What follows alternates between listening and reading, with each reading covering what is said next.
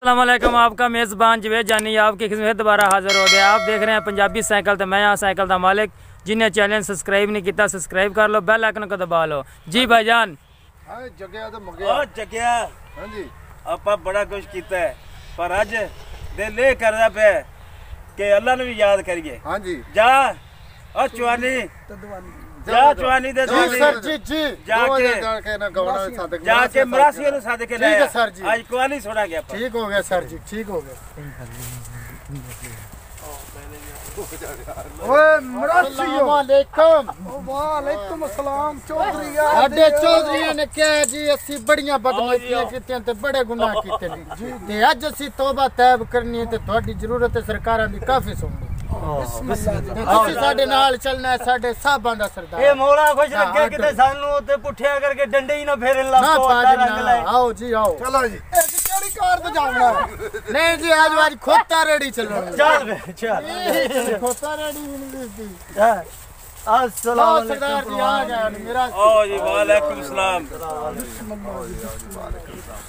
आओ जी बोलो ਤੁਹਾਨੂੰ ਅਸਾਂ ਸਦਾਇਆ ਕਿ ਅੱਜ ਸਾਡਾ रूह राजी करो। अल्लाह नबी का नाम लेना है और कोई नाम नहीं लेना। सुभान अल्लाह। हाँ जग्गू बोल। हाँ जी अच्छा जा सानू आज गीत सुना। बोल जग्गू तुम ही को बोल।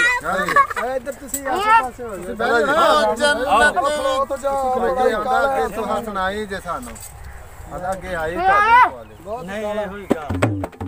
हाँ जी हो जन्नत विचों ले फुल परोया नबी दा तेरा नी मैं जन्नत विचों ले के फुल परोया नबी दा तेरा पूरा रल मिल असरिया दे विच परोया नबी दा तेरा पूरा रल मिल असरिया